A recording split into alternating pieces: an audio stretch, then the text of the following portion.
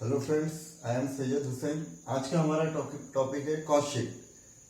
किसे कहते हैं कॉस्ट शीट? कॉस्ट शीट मतलब क्या? Cost sheet means it is a list of those expenditure which are incurred from production up to selling it in the market.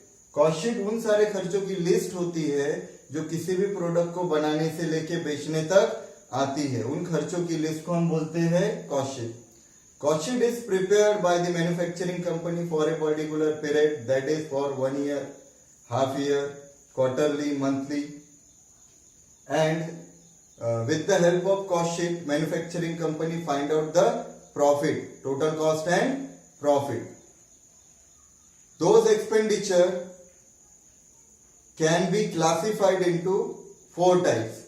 Cost sheet उन सारे खर्चों की list है जो किसी भी प्रोडक्ट को बनाने से लेके बेचने तक आती है, और वो उन सारे खर्चों को हम 4 कैटेगरी में क्लासिफाइड कर सकते हैं। Number first, material consumed.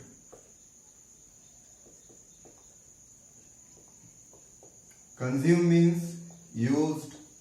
Second, factory oblique work expenses. Third, office and administration expenses.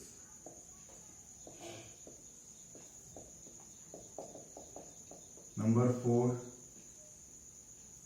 selling and distribution expenses.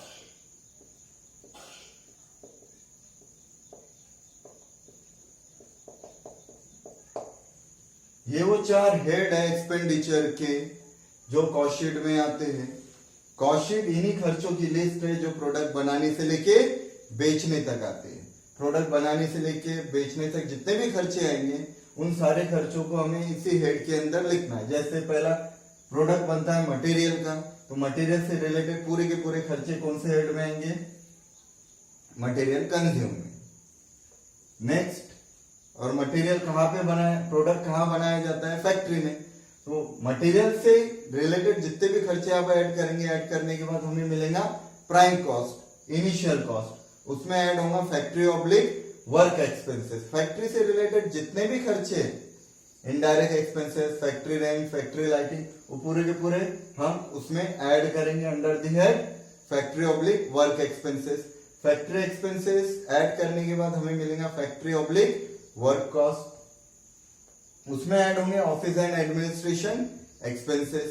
Office से रिलेटेड जितने भी खर्चे होते हैं, office rent, office lighting, office manager salary, वो पूरे के पूरे इस हेड के अंदर हमें लिखना है ऑफिस एंड एडमिनिस्ट्रेशन एक्सपेंसेस में। ये खर्चे ऐड करने के बाद हमें मिलेगा ऑफिस ऑब्लिक प्रोडक्शन कॉस्ट, जिसमें opening stock of finish good add करेंगे और closing stock of finish good less करेंगे। वो आएगा हमारा कॉस्ट ऑफ गुड्स सोल्ड। और कॉस्ट ऑफ गुड्स सोल्ड में लास्ट में ऐड होगा selling and distribution expenses. Selling and distribution से रिलेटेड जितने भी खर्चे, एडवर्टाइजिंग, सेल्समैन कमीशन, ये पूरे के पूरे खर्चे आएंगे सेलिंग एंड डिस्ट्रीब्यूशन एक्सपेंसेस में। ये सारे के सारे खर्चे ऐड करने के बाद लास्ट में हमें मिलेगा टोटल कॉस्ट। टोटल कॉस्ट मतलब प्रोडक्ट बनाने से लेके बेचने तक का टोटल खर्चा। और टोटल कॉस्ट में हम ऐड करेंगे अपना प्रॉफिट। प्रॉफिट ऐड करने के बाद लास्ट में हमें मिलेगा सेल। सेल अगर दिया है तो प्रॉफिट निकालना पड़ेगा, और प्रॉफिट दिया है तो सेल। सेल अगर दिया है तो प्रॉफिट कैसे निकलेगा? प्रॉफिट निकलेगा सेल माइनस टोटल कॉस्ट। इस तरह मैन्युफैक्चरिंग कंपनी प्रॉफिट और लॉस निकालती है कॉस्ट शीट बना के। वैसे प्रॉफिट और लॉस निकालने के 2 तरीके होते हैं। ट्रेडिंग पीएनएल बना के भी प्रॉफिट लॉस निकाला जाता है, और कॉस्ट शीट बना के भी प्रॉफिट और लॉस निकाला जाता है।